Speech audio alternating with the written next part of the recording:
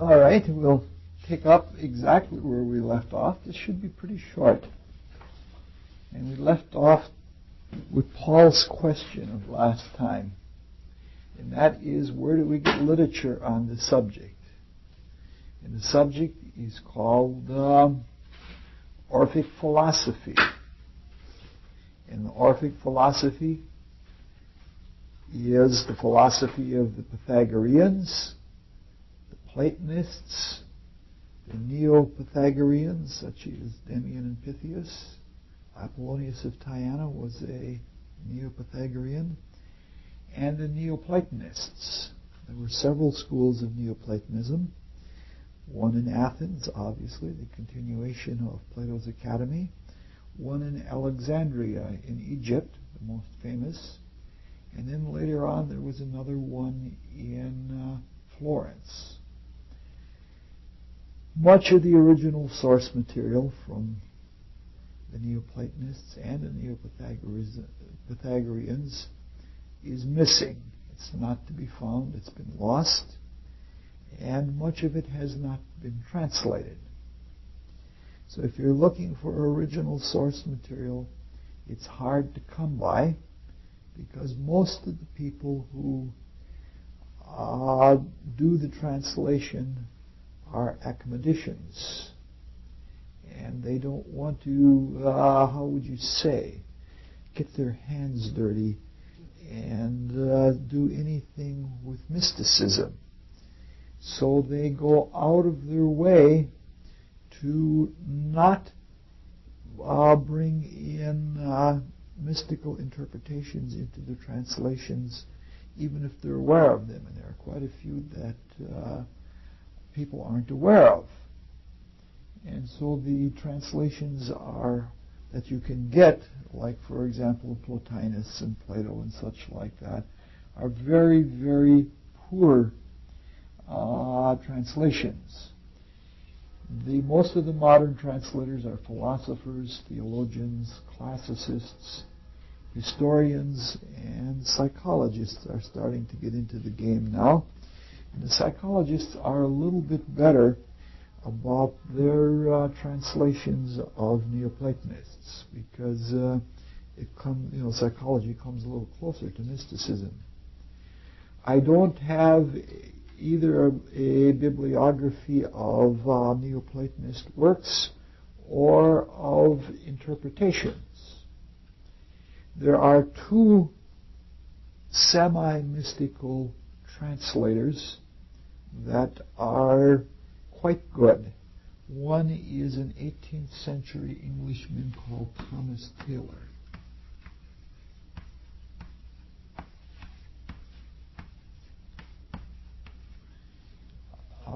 He was, I don't know what his work was. I think he wasn't truly a Greek or classical scholar, and he did this as a hobby.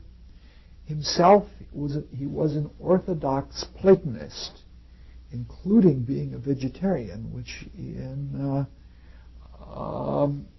18th century England was not a very common thing, with beef and kidney pies and things like that.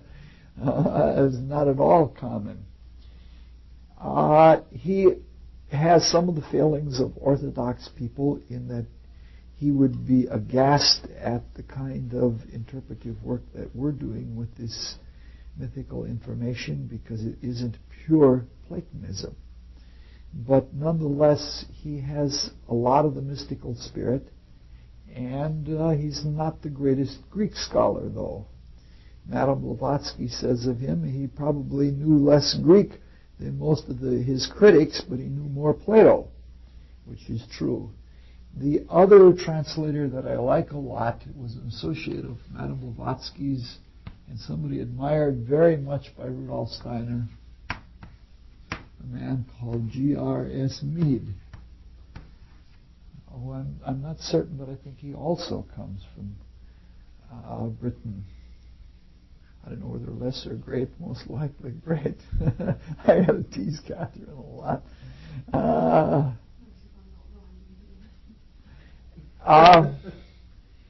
He himself also said he was not a great Greek scholar, but he was exceedingly sensitive to the meanings of mysticism. So neither of them are recognized either as scholars or as accomplished mystics, though both of them were aspirant. I am not at all fluent or conversant with the subject of Greek translation or even of Orphic Platonism. But what I do is I'm sympathetic and I try to speak in the consciousness of the Greeks. But what we're looking at is anything but a literal rendition of Orphism. It could be called a neo-Orphism, except I'm a Christian, and that makes things a little difficult. Personally, I'm not a scholar or anything like that, but I try not to misrepresent, or I try not to be irreverent about scholarly things. I am somewhat of a creative, mystical freethinker, and so everything I do is all new, and the talks that we hear here are me, and I have to take responsibility for every bit of it. All right. So if you look in card catalogs and things like that for these names, G.R.S. Mead and Thomas Taylor, you'll find you do pretty well. The Newberry Library in Chicago, which is sort of a hoity-toity library on the pretty far west side of the city of Chicago, has almost all of the translations of Thomas Taylor. Some of the places like Faney's Press and Wizard's Bookshop and J.D. Holmes, who I consider a friend from Seattle, are doing modern renditions of the works of both Thomas Taylor and G.R.S. Mead. All right. We spent an enormously long time, which is much too short, discussing the very deep and difficult noetic triad, which we in the West would know as the world of divine spirit. It's time now to turn from the noetic to the next triad, which is both noetic and noeric.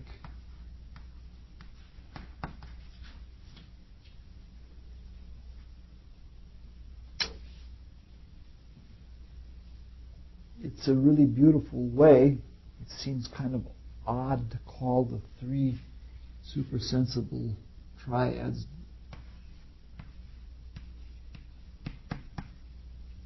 the noetic and the noeric each have a name for themselves, but the second doesn't have a name, but it is defined in terms of the other two, which seems a rather difficult place for it to be in. It doesn't have a character of its own, or at least a name that it can say is its own all alone. But I happen to like that very, very much. Because if we look at the transcendental, there is a tendency to look at it because it is so far-fetched and so deep in the spiritual worlds that there's a tendency to look upon it as being almost flat. And if you remember when we looked at the first introduction to basic ideas of Trinity by looking at Brahma, Vishnu, and Shiv, we saw them, even though we looked at some of the Trimurti, the three faces on one head, we saw them each as a differential being, and that the difference was stressed so much that they even seemed like rivals for power. which is not an uncommon thing. In a lot of folk Christianity, the Trinity is also seen that the three attributes are rivals to each other. I don't know if you're familiar with the spiritualistic folk song called Green Grow the Rushes Grow. You know, green grow the rushes grow. What is your one whole? One is one and all alone, and nevermore shall be its own. And the second verse goes, two little white boys, dressed all in green. Oh, green grow the rushes. One is one and all alone, and nevermore shall be its own. And then the third verse is three, the rivals.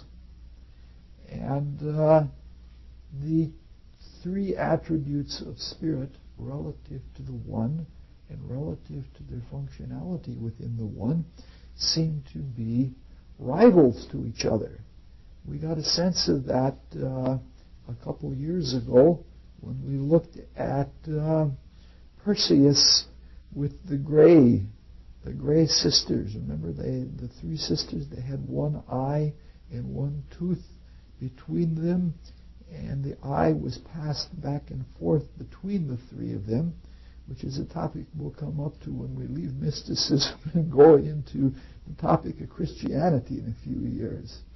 It has something to do with the passing of consciousness from the religion of the Holy Spirit to the religion of the Life Spirit to the religion of the Divine Spirit. It has to do with the evolution of religion.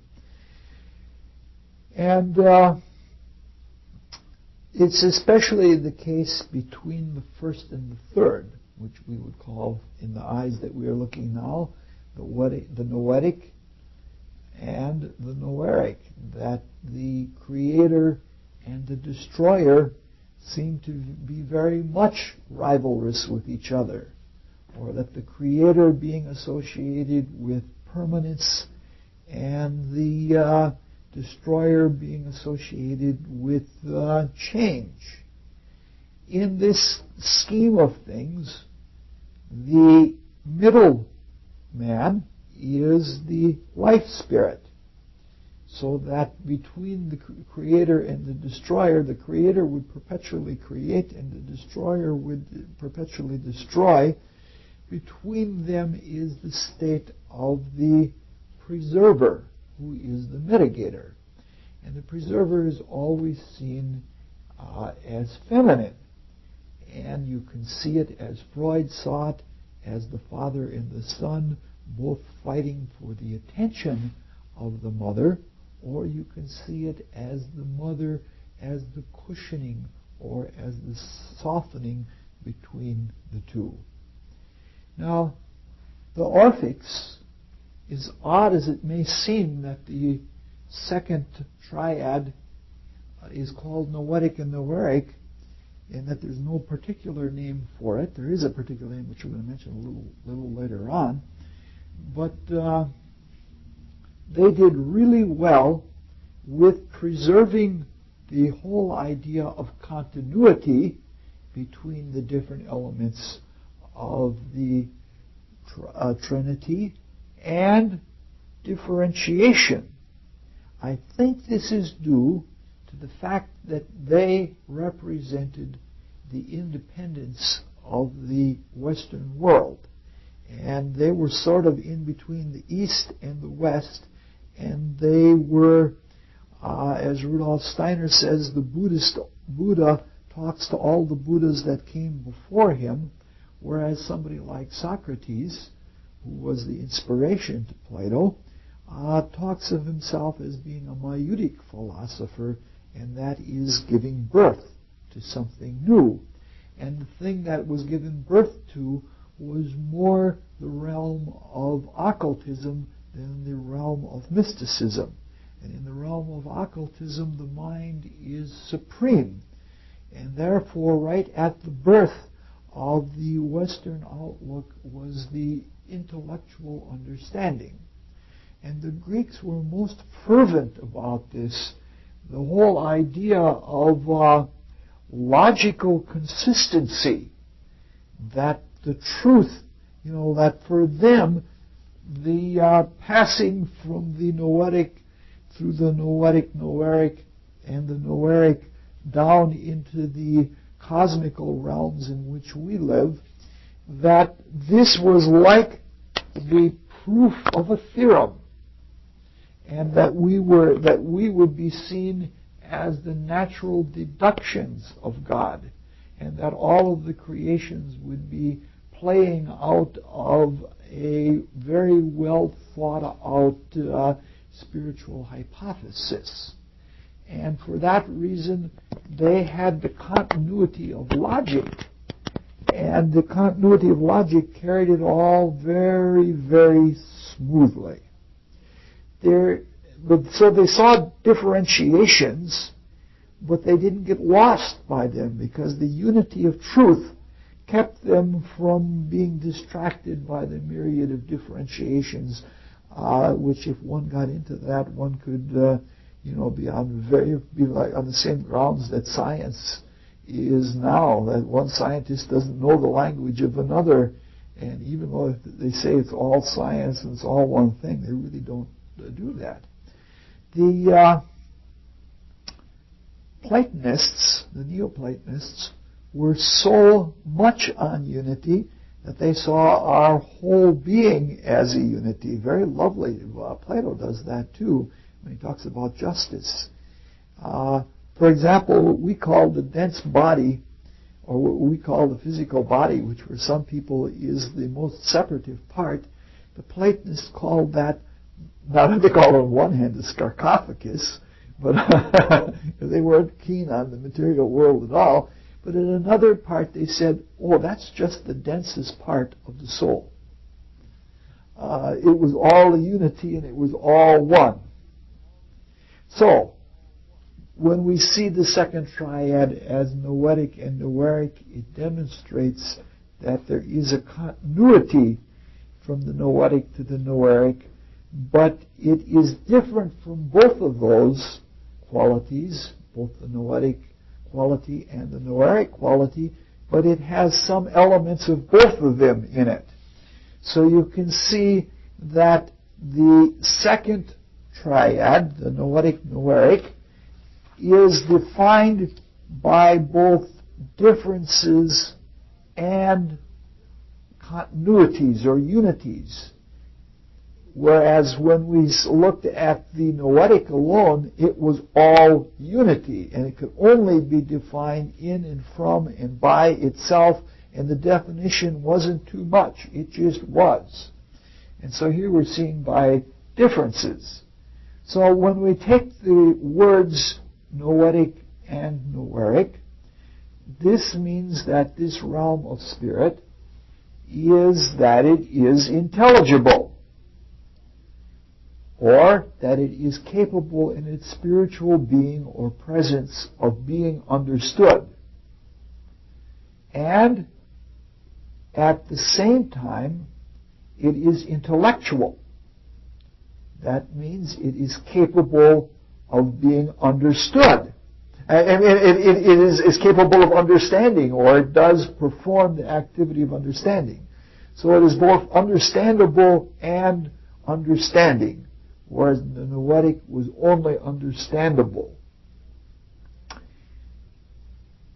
Now, unlike the noetic, it is not so subtle in its intelligibility that it can only be felt. Remember, almost all of the noetic triad was in darkness and night, and Phanes did have a light, but that light was so bright that only night could look upon it. And so none of it was really visible. It wasn't visible at all. It was so subtle and so powerful and so removed that its intelligibility could only be felt. The noetic is different in that it is not so subtle, and it's a more obvious intelligibility. But it isn't so distinct as to itself really become individuated and become individuated and know itself through the process of knowing. That is reserved for the noetic. So it really is, it has a quality of a more active light kind of being, but it isn't really so distinct and separate. So it is intellectually aware of its own being, but not as a self, more like it is aware of itself as a selfness or a beingness. It has that kind of quality.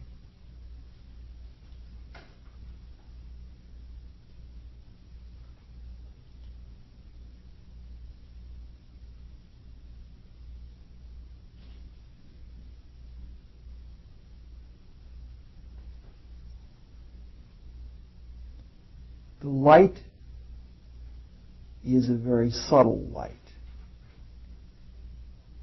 It's not so subtle that it can't be seen, but the seeing of it is of a different order. It's not something... See, we have this concept of light because we have a very passive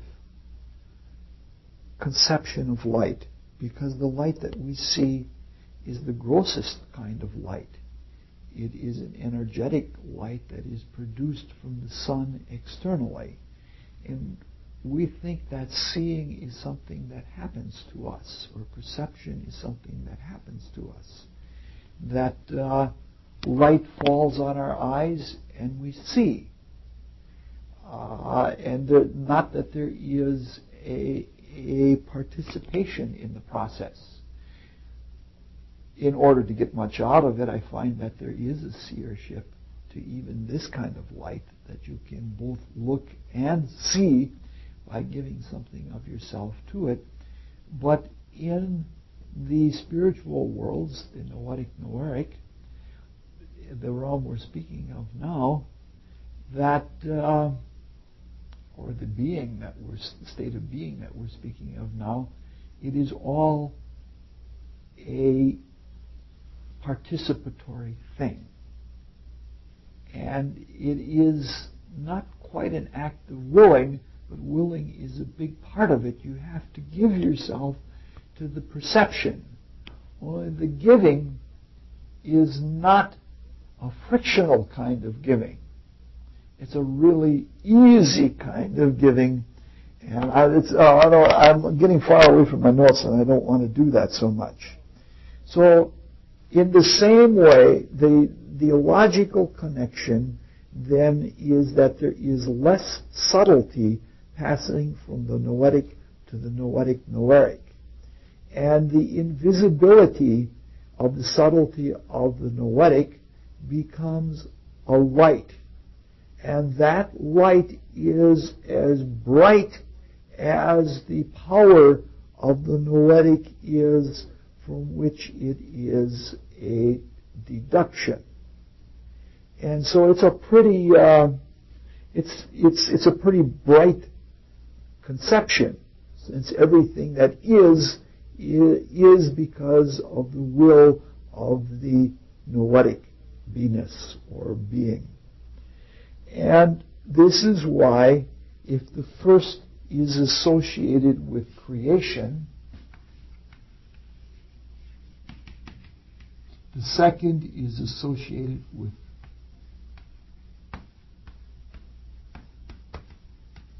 emanation. That the noetic is so inward and so much in itself that it could be almost understood as to be non-existent externally, because it's so subtle and so dark.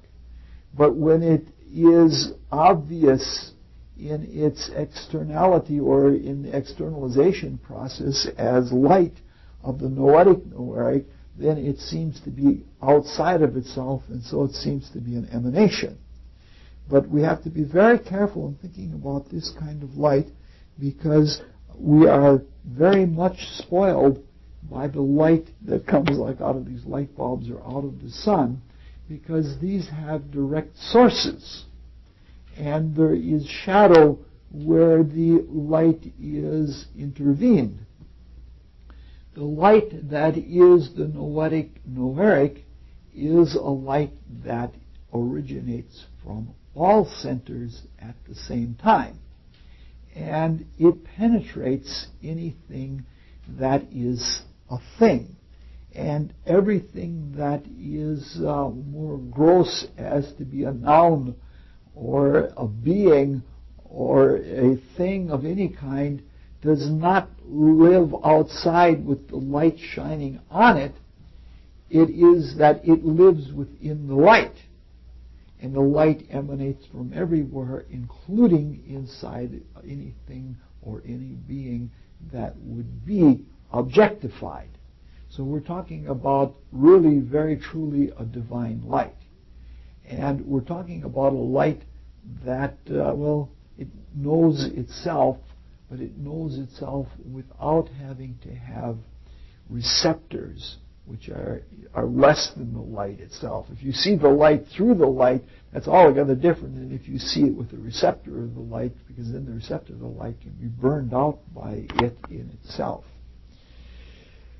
This is a realm of being, or beings really, but it's hard to say to even talk about beings, that it is more like a light of truth, because it is intelligible. So it is truth. And it is indeed that very light that we sense when we have an idea. It's portrayed in comics and things like that. A light bulb goes on. When we have an idea about a truth, that particular truth is in, and that idea is in the noetic. But that truth partakes of a general truth, which is knowable or intelligible or noetic. And that general truth that expresses its truth as light is the light that is in the... It's a very unusual conception for our way of thinking about things. We move things around and think we come to a truth. The way the Greeks see it with a logical consistency and the way it must be in the mystical consciousness is that this entire creation has to be some kind of conclusion from a truth that is there all the time. And that truth concludes of itself.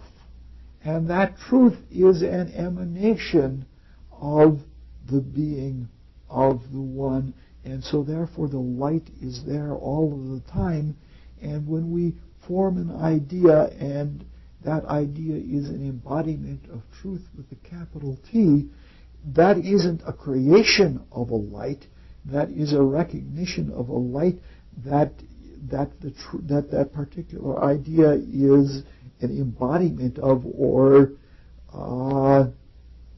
condensed out of, you might say, or condensed within would be better, because ideas are universal. All right.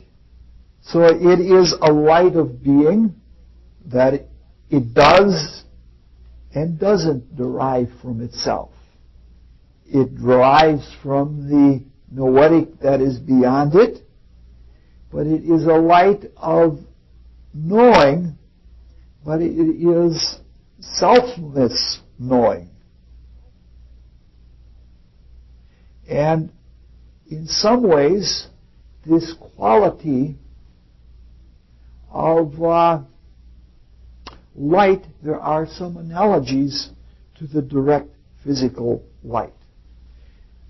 You know what I'm trying to say here? That we know there's a light because there is a state of darkness.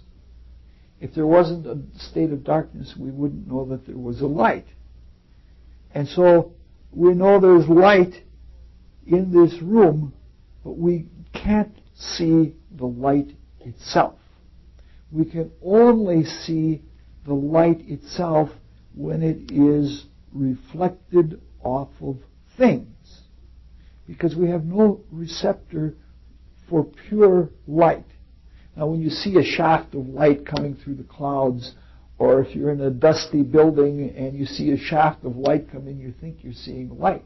What you're seeing is a dispersion of light, or what you're seeing is the particles reflecting the light, but you're not seeing the light itself.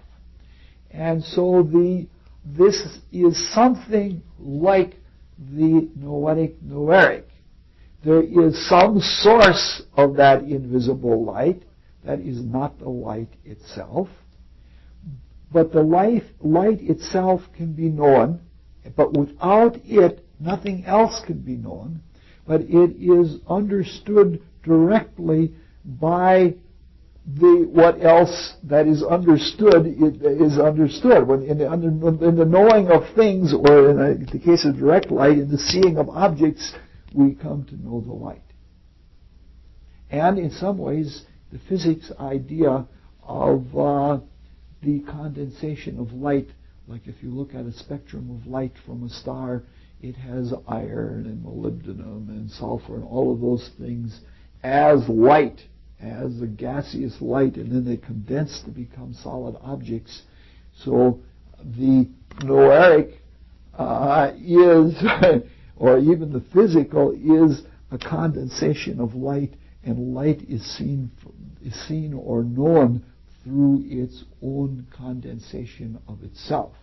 And something analogous to like that, but on a much higher spiritual level, is the way it works with the noetic noeric. So we see at the same time that the noetic noeric is exceedingly paradoxical.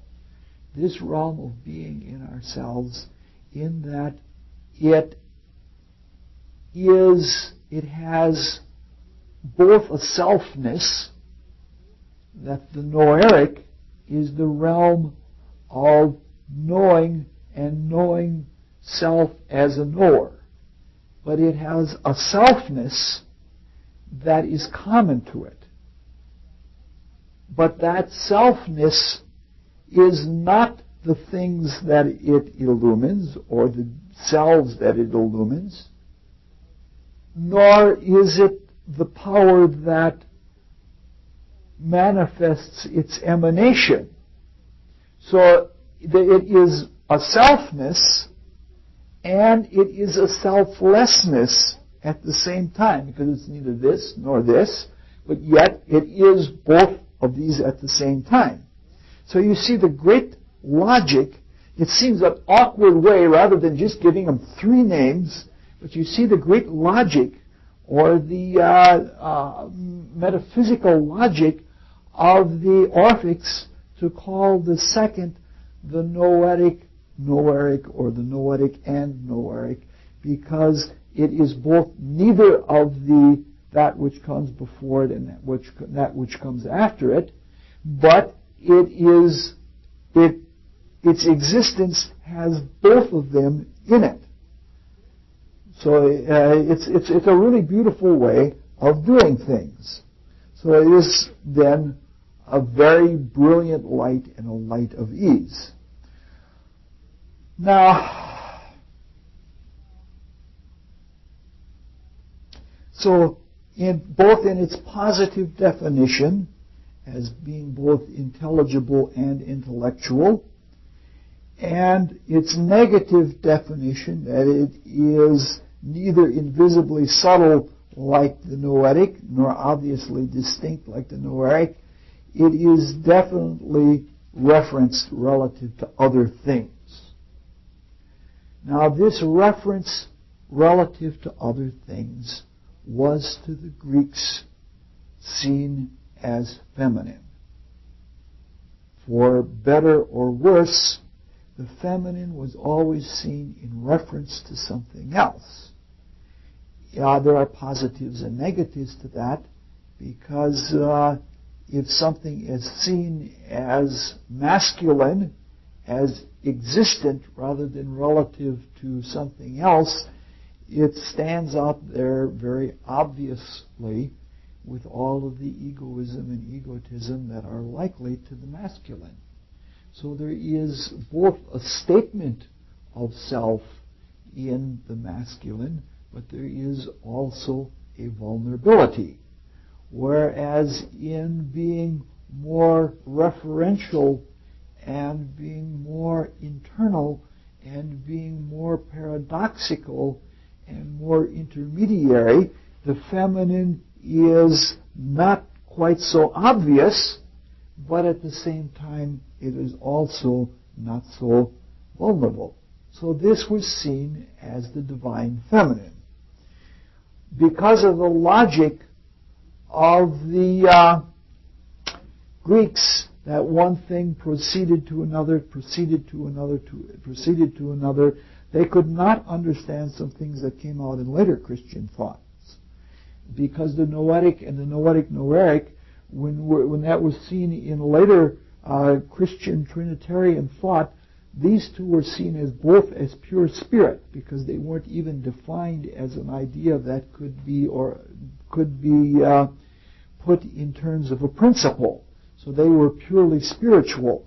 And being purely spiritual, they were considered co-eternal and conspatial and all of those things that the logic choppers used to deal with. But when you look at it from that point of view, and I believe it is a perfectly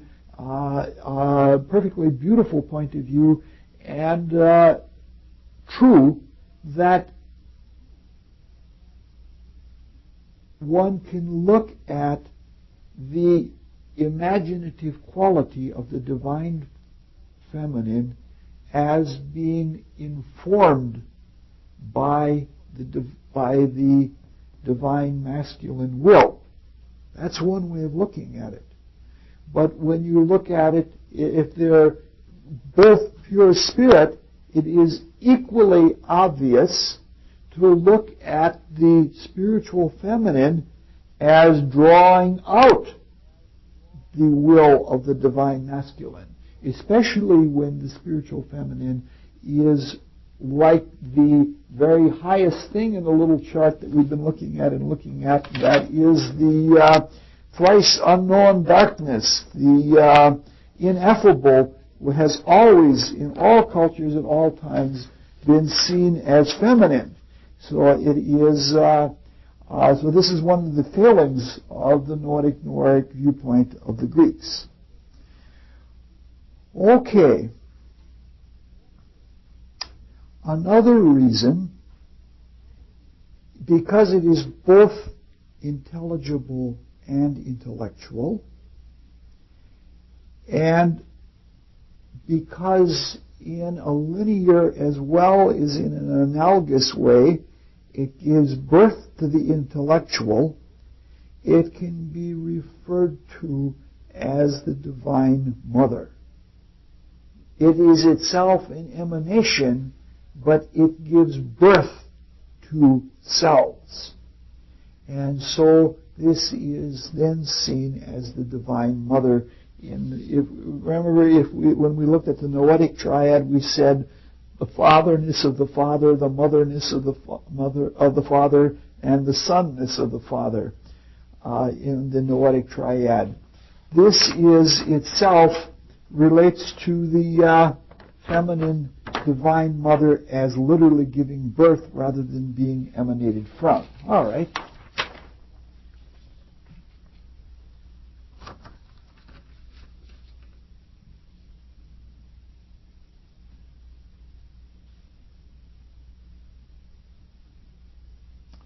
Now, because it is as referential as it is, in both its positive and negative definitions, the positive being it is like that which comes before it and after it, and negative in that it is unlike the two of them,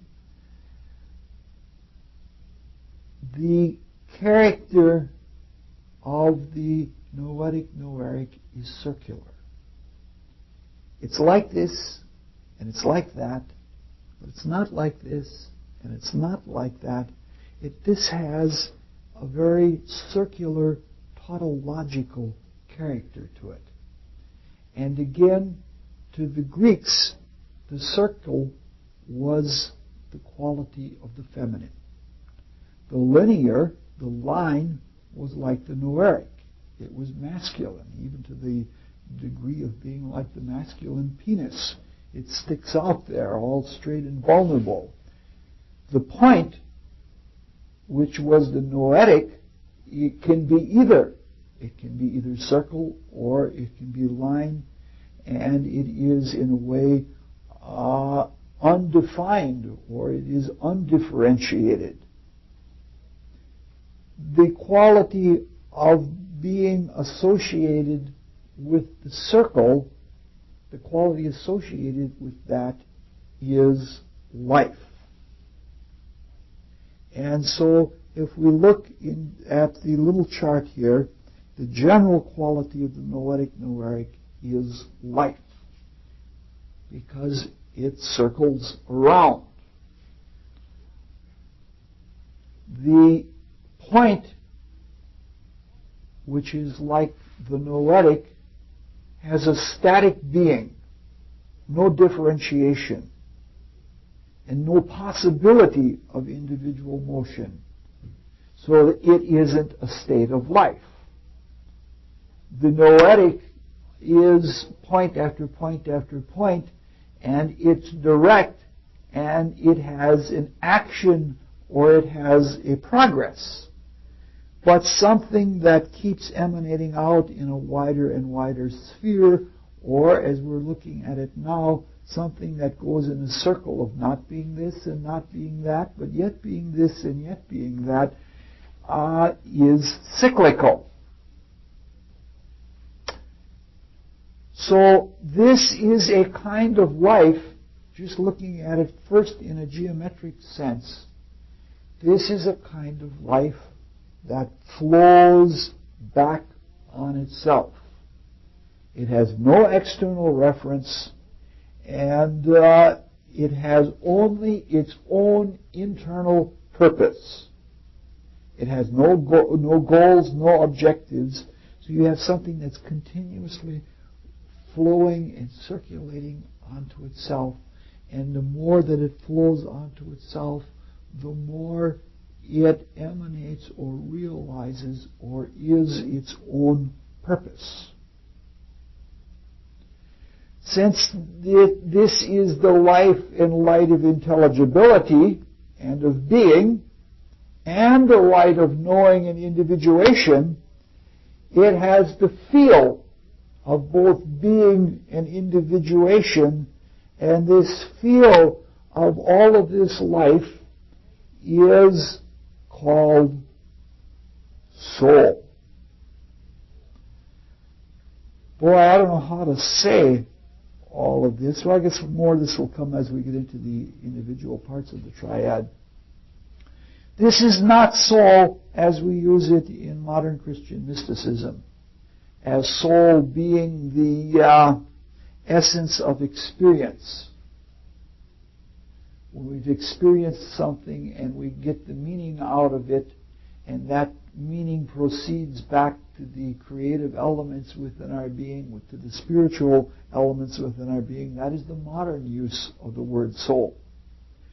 Soul here means something that lives and feels and it is the light of the character of being that is the noetic. So there is a soul, so that the best picture that you can get of it is of an ocean, but the waves in the ocean are within the ocean and not just on the surface, and they flow back on itself, and the ocean has currents that flow back on itself, and all of this has a feeling as the ocean does. It has the feeling that engenders life into whatever comes into a distinct being within the ocean. And so that quality of life, that if it were just pure truth or pure intelligibility like the noetic, it would be an indistinguishable truth, which to our consciousness seems utterly arbitrary. It's so far removed from us. But when there is a motion within that truth, a circulation within it, that truth can then be seen as a continuous, ongoing, unending purpose with a capital P. And this is the experience to the orphics of the noetic of being soul. So we see a very very simple introduction to life between something that is unmoving and something that is pointedly moving. Analogously, we can also see this as life as being the reflection of the primordial triad of universal soul, because the primordial triad is perfectly flat, and everything reflected from it does not have the depth as it does with the noetic, noeric, and the noeric. And so those things in the ineffable, the primordial as it exists within the thrice unknown darkness, the character of soul is there in a flat sense, and it is always there, and in its emanation, in its reflection into the noetic, noeric, the quality of feel is there.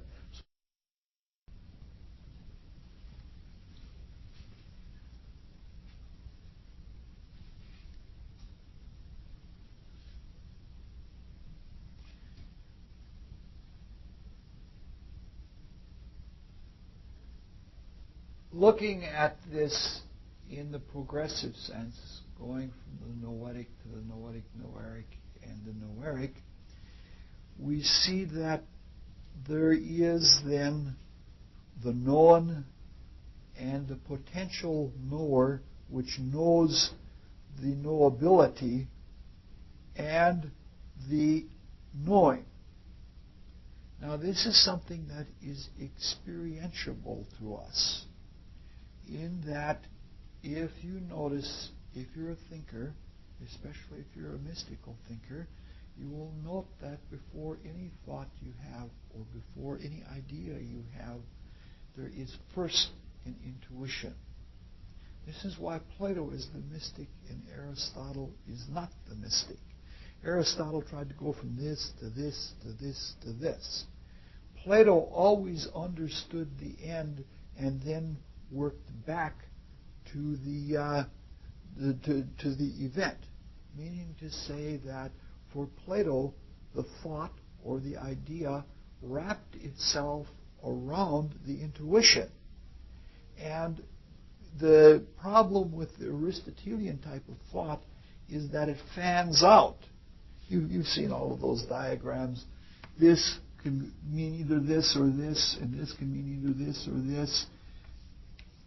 And by the time you are thinking, you have to carry so many possibilities but if you're out here somewhere, you may not know about all of these other possibilities. And if you're trying to get there directly in a linear fashion, you have to think the way God does and create all of the things all at the same time rather than have a definite end. If you think like Plato does, you experience something here and you intuit the meaning, and then you go back the path of logic to the oneness. So that for the mystical kind of thinker, that you always go to first principles, but you don't always directly come forward to first principles.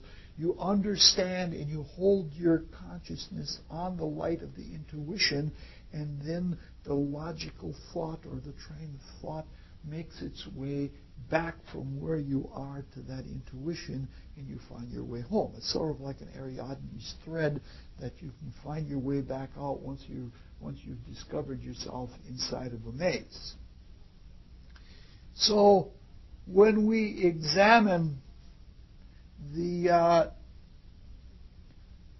deepest thing, the noetic triad, we see something like a permanent something or another, but we don't know what it is.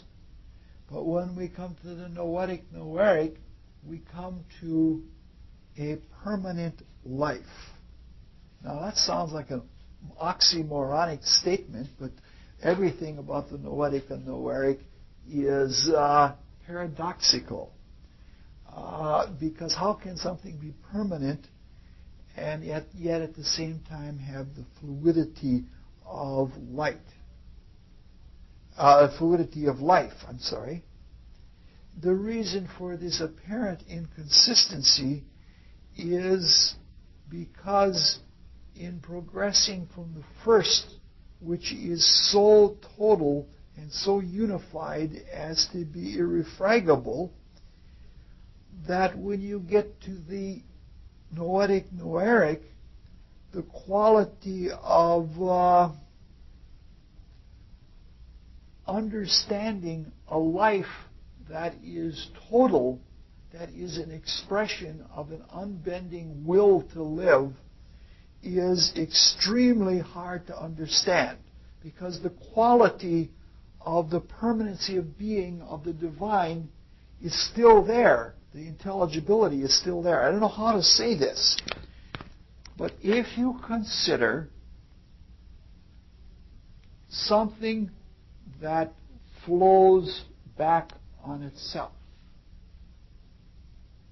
but that something does not have an external extent, and the flowing back on itself has yet undistinguished internalities flowing back on itself. It's like seeing a wave with many waves inside of it, all circulating at the same time, but doing so swiftly that it seems like it is all life everywhere at the same time, and it seems like that the life is so solid that I don't know how to say it. Solid is, or so dense, and the vibrations, I hate to use the word vibration, but the vibrations are so high that it seems like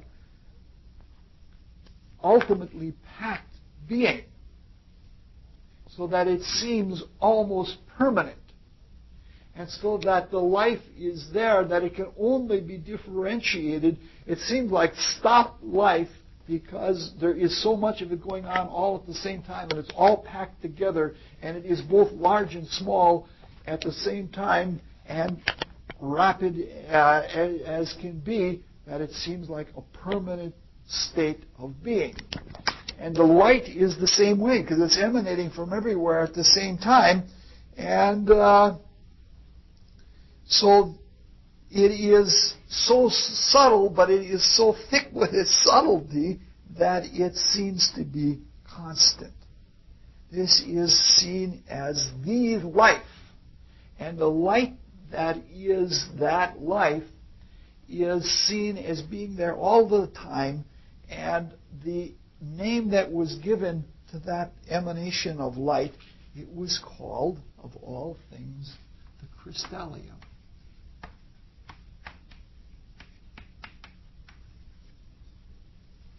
Because it was like a crystal that had its light source within itself, but the crystal was unending. And that anything that came, this is where the whole notion of scrying comes in, crystal balls. It's because one can project through the ethers into the focus of a crystal ball. You can project through the ethers things into that, and it appears as though they live within the crystal ball.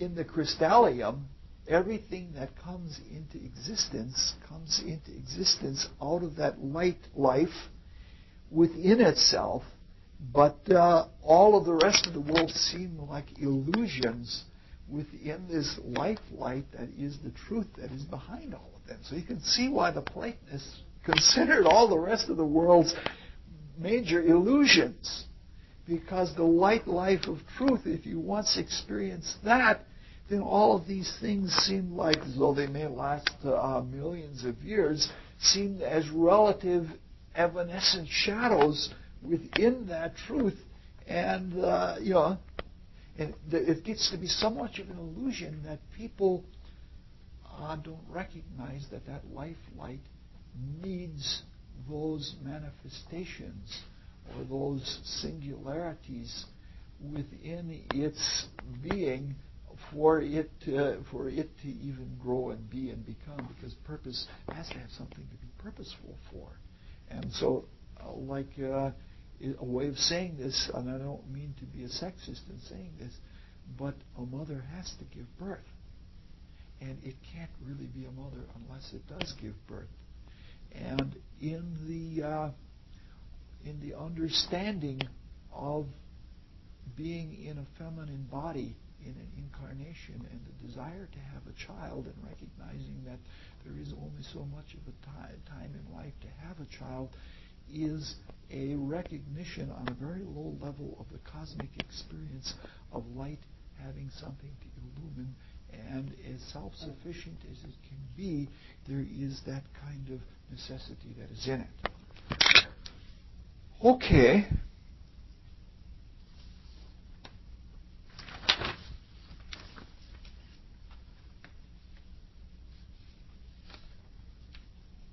Now, this realm of the noetic noeric is especially the deepest part of it. We're now going to start looking into the sub-triads.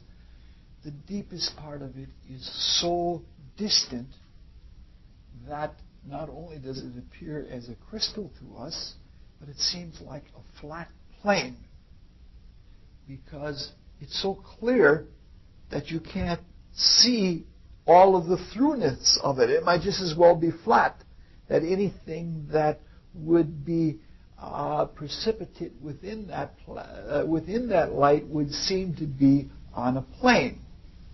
And this is why the deepest of the triads of the noetic noeric is called the plane of truth. And it's called the plane of truth because truth is something which is intelligible. And the deeper we go into the noetic noeric, so that we're approaching the noetic, the more we are approaching the intelligible rather than something that is intellectual, which is a much lower level. It is the source of the light of divine spiritual beings.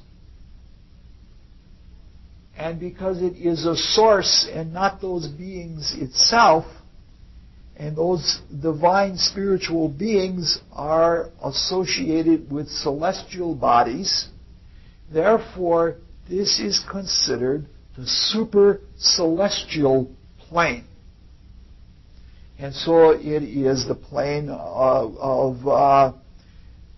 plane of truth, and it's the super celestial plane. If you look on the chart, it is also called the kingdom of Adrastia. We're not going to address that tonight. We're going to address that a few meetings down the way when it becomes relevant to the story du jour. All right. So close to the permanency of the noetic and the intelligible and the unity of the proto-principles of being, so it is that it is truth in being. And I don't know how to say it, so that everything here seems permanent, so that the three sub-elements of the noetic noeric triad are just seen without articles as essence, life, and intellect. They're permanent, they're there all the time. That means they are abiding. So the quality that is the Father in the noeric, in the first triad of the noetic triad, is analogous in that it becomes the essence, it's sort of like the epitome of truth or of being in the noetic noeric, is that very first quality of being the bound in the noetic that becomes like a permanent, essential quality. You know what I'm trying to say? In the linear progression from the noetic to the noetic noeric, that deepest state of the first part is considered the essence. And the essence is an almost undefinable word. Everything we've dealt with is undefinable because it's the relationship of the most father-like or the most noetic-like part of the noetic noeric is its essential being, is in that. So, all right, I guess that's enough of that. The second part, or the second member of the first subtriad is called life, because it is the second of the first of the second.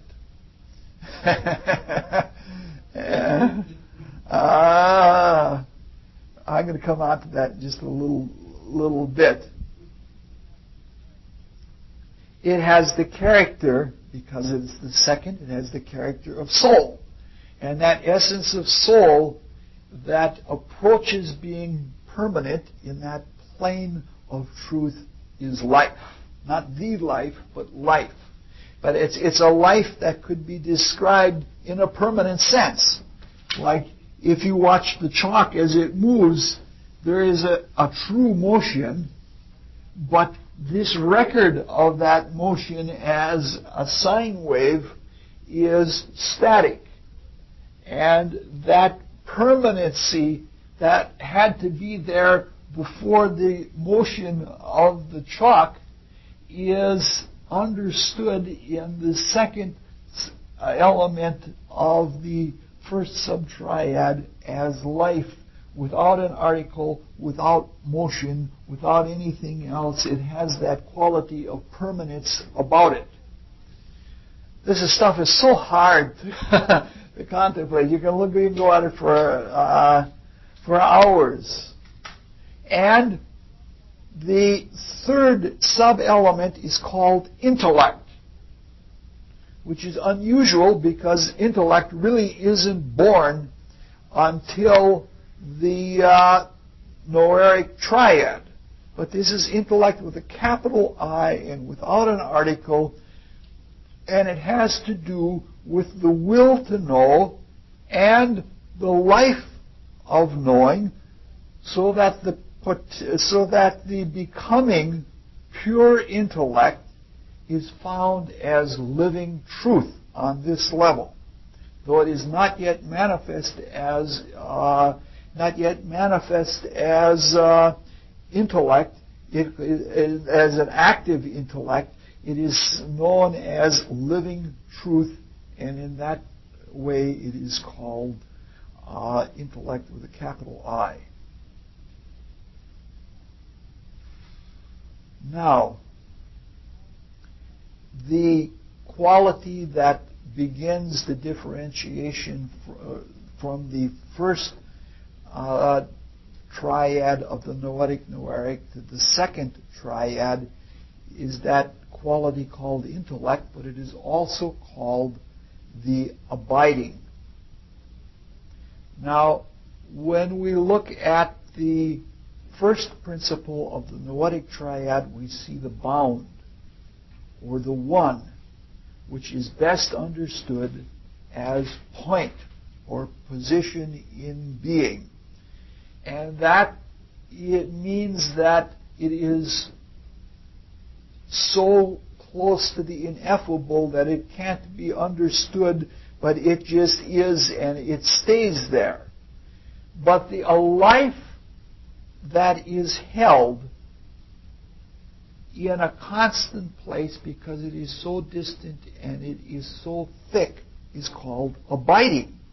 So like the quality of the first of the first is carried into the first of the second is a lovely choice of words, not as bound or held in one place, but as abiding, in that it seems to be held in within a constant life. Really very, very difficult conception, lovely use of the word. Now you can see why the translators and interpreters of Plato have such a difficult time, because Plato uses these terms en passant. As he's telling a story, he's saying, and these words, the things that Plato does when he's telling stories or writing the dialogue are things that require great pondering. Just like, look at how long we've spent 3 weeks, and we've got another 2 weeks to go just on the first page of this chart. We're never going to get to the second page, at least not for several years, if we want to continue on that long, because we have to go on and do other things. But one word, and if the translator is not familiar with Platonistic philosophy and what is meant by it, how you hear the word abiding rather than the word of bound, and those words themselves seem to be just simple everyday words, and why would you choose them? You can see why it's so difficult to read Plato and get out of it what can be gotten out of it. Okay, the second sub-triad, that is the second of the noetic noeric, is found to be the true character, because it's the second of the second. And what I'm introducing to you here intentionally is the Orphic conception of numbers. That you're not just looking at 1, 2. We've done that when we did the cosmology section of the cosmoconception. Many years ago we looked at the 1, the 2, and the 3. But here we're looking at the second of the second, which is where you would expect the essence of the second to come out. In Orphic numbers, the numbers themselves represent states of being. And that counting 1, 2, 3, it would be better to count 3, 2, 1. You're going back to the unity. In the counting, you're understanding the very basic principles of transcendental creation. When you count 1, 2, 3, or 3, 2, 1. You're understanding those very principles. And the noetic by itself alone would best be understood by the number that represents the point. And that is the number 1. Whereas the second is the number 2, and it's when the internal division and the oscillation or the life comes into being. And that number 2 is extremely paradoxical, because that number 2 is the number of a not a radius, but a, what is it, going right through the center? Diameter. Right. That's it. Perfect word. So, in all spiritual things, this is just like in astrology. If you find two things that are like each other, that the redundancy does not weaken as it does in grammar, the redundancy strengthens. So the second of the second is most like the number 2, and the true character of the noetic noeric comes out in the second. Now, there's another way you can look at all of this, because you can look at this, we're looking at it in terms of pure logic and the way the Platonists would, in proving the existence of beings and of the entire cosmos and of ourselves as a hypothesis, but you can look at this in a dynamic sense also, just like in cosmology, where you have periods, and within those periods you have revolutions, and within those revolutions you have states or globes.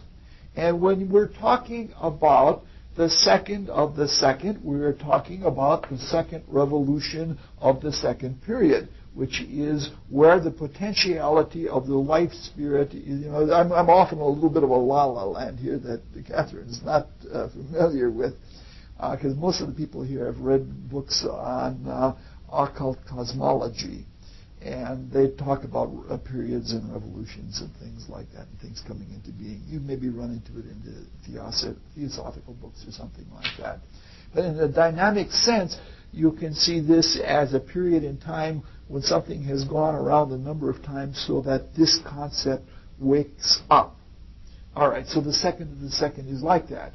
And there's another reason why any time that you read anything Platonistic or Pythagorean, you have to take into account that these numbers are being used in that way. So the mystics, the Orphic mystics, just like modern Christian mystics, see the true character of the noetic noeric, the central quality of it, as being life, which is why we as modern Christian mystics call it the realm of life spirit, or of life spirit per se. This is a fluidic life, no longer static like the divine spirit, but this is fluidic life.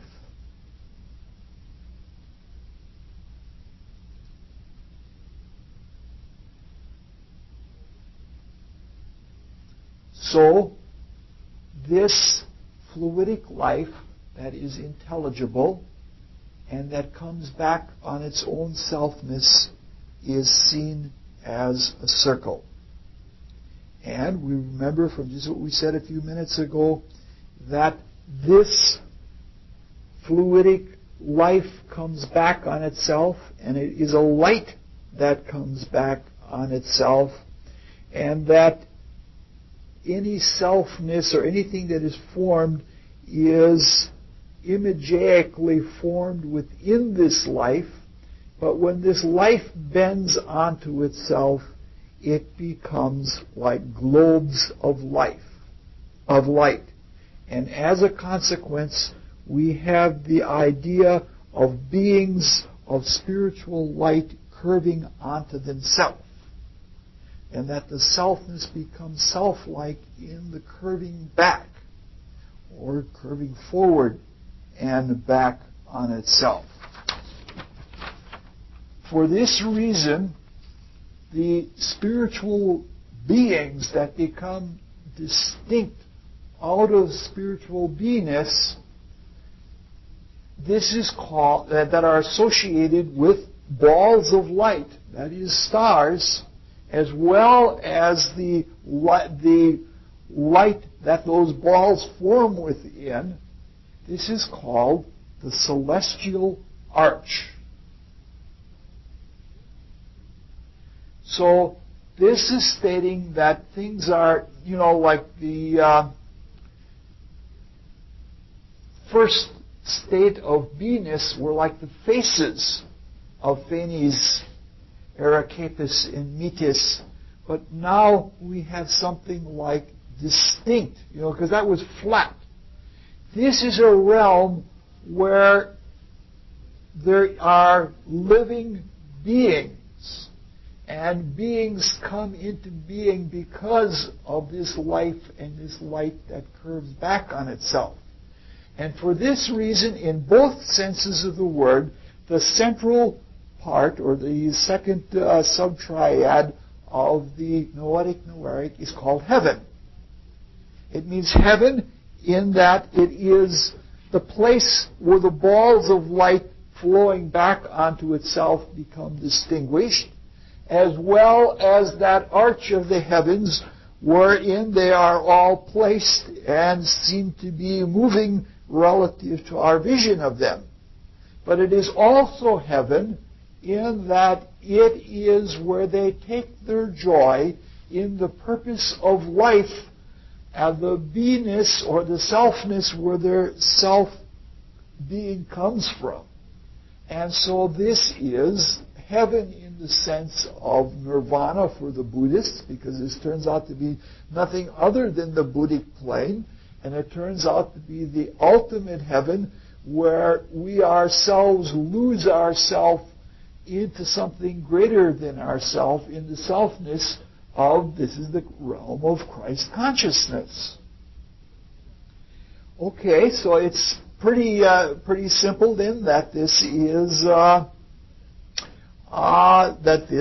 heaven, and it's very clear. Now this brings us to something that we've run into all along. We ran into it with the Hindu mythology, and we ran into it in the cosmogony of the Egyptians.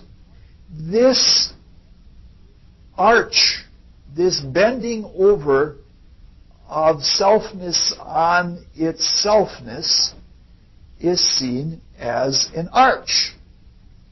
But it is this selfness that rules everything. So we are right back again at the pun. Every cosmogony in its deepest level has puns as the ultimate source. And you know why this is? Because puns have several meanings on one ultimate source, one word. And when you're back this far, that you're at the paradoxes of things differentiating within a great unity, you're at a level of consciousness where you can, in a joyous way, you can see the different sides of the same source and relate back to the unity of them, and the joy that you take in that unity is where the pun comes in. And so puns are heavenly. I know that I'm going to be able to lay this out on everyone all the time that I come up with a pun. This heavenly state, this highness, and this beingness from which everything comes, has a name, and that is Uranus. And the name Uranus means king of the mountains, or we all played that game when we were kids. You ever play King on the Hill when you were kids? Yeah, you know, where you're up the top and everybody else tries to pull you down. You're on top of everybody else. This is the first place, because from this outlook, the noetic is above it all. It won't even get into the fray at all. So this is the Christ. Uranus is the Christ-like figure to the Orphics. Only that nature of redemption is not always talked about, but the quality of love is. In fact, Plato speaks most eloquently about love. Now this brings out another one. I'm going to get personal now again and talk about not only about the coincidences of puns, but remember last year when I said that the region where the transcendental meets the phenomenal, that in this region here, that the self was associated with sun, and because it was the third element of the Trinity, the divine spirit, it was associated with Neptune, and because it was the region of ideational thought, or that pure higher intellect, that it was ruled by Jupiter. And that I'd been teaching that for years, and then when we looked last year at Shiv, that Shiv has the character of has all of the symbols associated with Sun, Neptune, and Jupiter. Also for years, I've been teaching that the life spirit, in our experience of the planets, is most like Uranus. And now this comes out. I must have been lucky and tuned in. And if we look at the consciousness of Uranus, the consciousness of Uranus and the intuition that we get of Uranian, it doesn't of an Uranian nature. It doesn't bother about deductions or whether this is connected to that, or it doesn't care about principles. It just knows that something is true. And there is a motivation, or there is that soul of something that you are motivated on an impulse of pure truth. So the Uranian intuition, even in our everyday experiential life, is like the experience of the noetic noeric, or the heart of the noetic noeric. Okay. Now, we won't comment on Uranus as the grandfather, just as we didn't comment on Phanes as the great-grandfather, because we're going to talk about that in the future when we can talk about the whole family all together. Now, if we go back to our very first talk on the Plasagian creative myth, we noted that the creative power was in the hands of the original feminine titaness Eurino. Now, that conception of power is quite common to Greek thought, that power is seen as a feminine thing. Now, that concept of power is different than our Western concept of power. Our Western concept of power is seen as a silent, static state, which is more associated with the first principle, like the noetic triad. The Greeks' conception of power is one of activating. It's not active, but activating. And so it's somewhere between the static and the active, and it is an activating. And so when we look at the highest member of the central subtriad of the noetic noeric, we find the infinite power. And again, the second of the first, the infinity, becomes the first of the second of the second. And that becomes then the infinite power.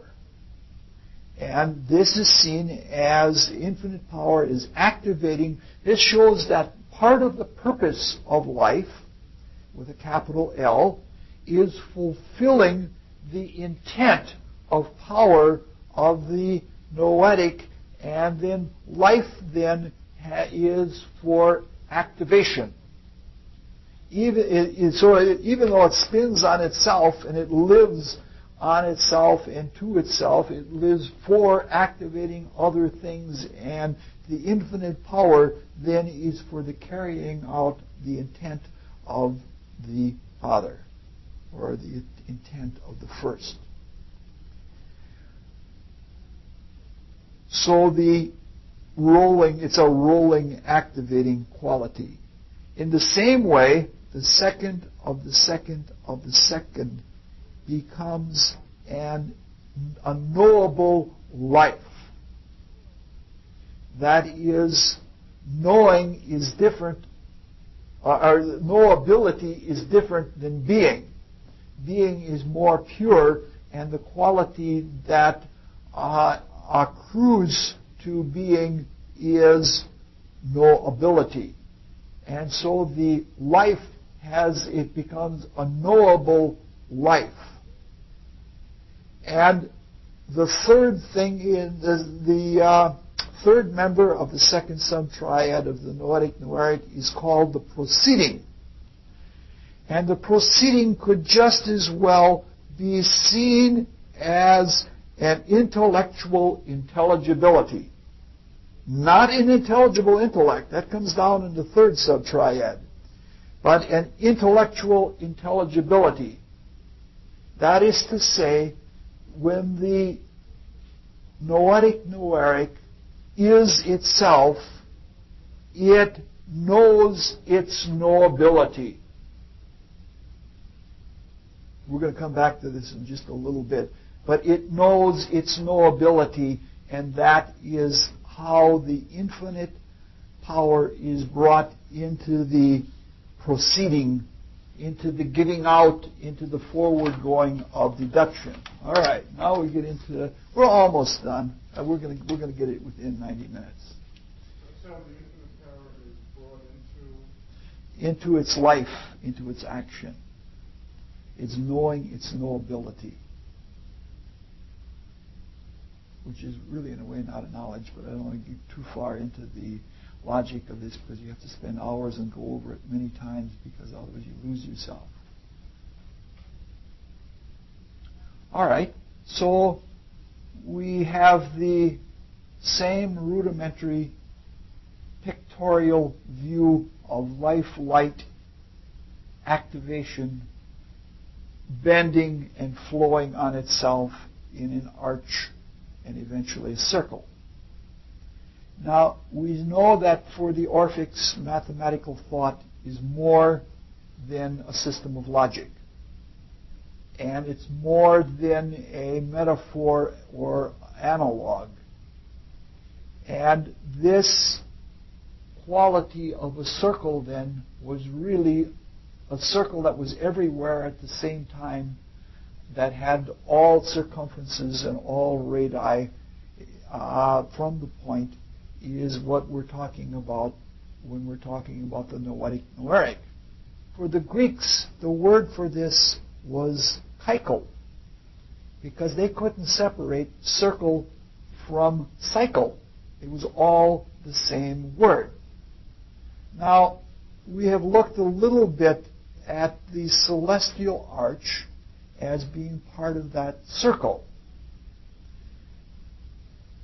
Now, we can see this energy in its giving out quality, the emanatory quality, as going forward or arching over, because the first arch is the celestial arch, and it's like the heavens. And so we can define the celestial arch like this, as a semicircle going forward and arching over. And this emanates and gives downward, outward, and forward.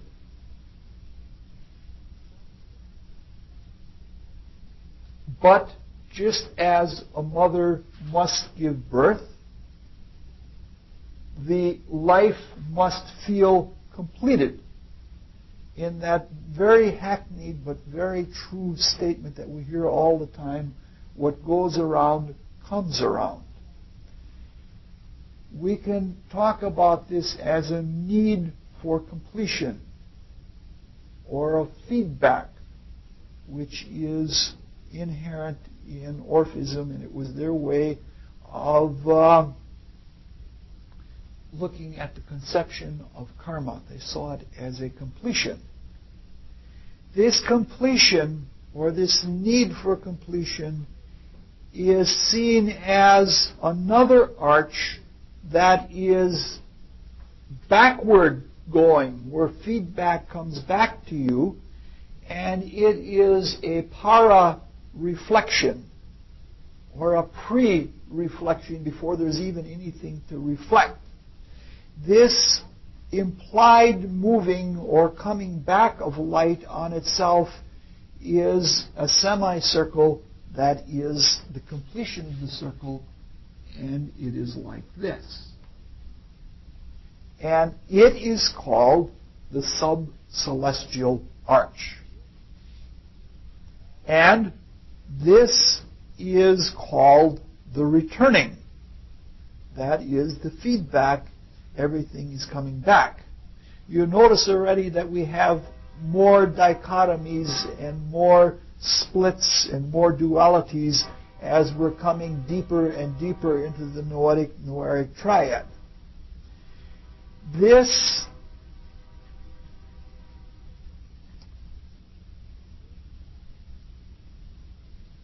whole process of light life means that the entire creation is instantaneously and infinitely recreated. I don't know how to say this, but everything that has ever been or will be is, in its transcendental sense, always recreated each and every moment. It's called a memory by the Rosicrucian philosophy, but it's a strange kind of memory because it's a memory that never goes away. It's always born and it's always alive. And in fact, it's indifferentiable, past and present, unless you have a really, really great understanding. So, relative to the creative power of this is a continuous, ongoing, being reborn all the time.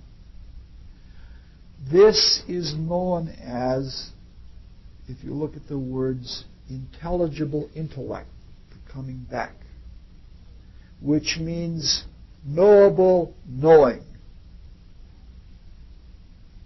And that is to say, what becomes intellect is this is the last stage in the life spirit before an individuality is born in the noetic triad, is a knowable knowing.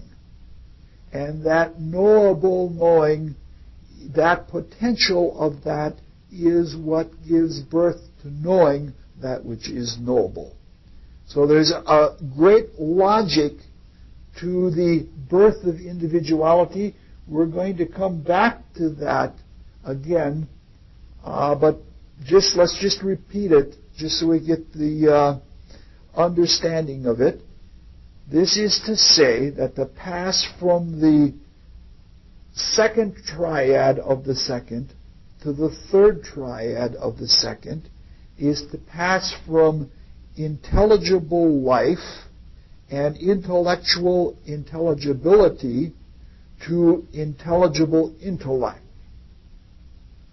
And this means that to pass from the heart of the life spirit to the surface of the life spirit from which self is born, out of selfness, is to pass from a state of consciousness of knowing knowability, which is what the Christ does, to a state of consciousness of knowable knowing. And that state of consciousness of knowable knowing comes to be knowing when it's carried out to its completeness. All right, next time we will talk about the Noeric, and I warn you, we may not finish the Noeric because there's so much in the Noeric that's going to take more of that, and we have a whole lot of hierarchy in all of this that we haven't begun to look at. I hope that this isn't too tedious to you, because I'm going to ask a favor of you. It's going to take 5 weeks to get through this, and we're going to come back to parts of it at other times. But please humor me in this, because I believe literally that I have worked lives to be able to say the things that I am saying now. And this is something that it would be the most inopportune time for me to pass out now, because I've wanted to be able to clarify this in my consciousness enough to put it into words for a long time, and speaking in the sense of the Christ consciousness or of the noetic Noeric, or in the sense of Jack Kerouac. This is a story that's so far out that it has to be told. And it can't not be said. And that's where we're at now. And you're going to see there are all sorts of beautiful things in all of this that are astoundingly beautiful, that when we come to some of the other myths, like the castration of Uranus, that a lot of this is going to make sense, and it's going to be really very beautiful. In fact, we're going to look at the castration of Uranus in a way that I don't think it's ever been looked at before. In fact, probably this is no other Neoplatonist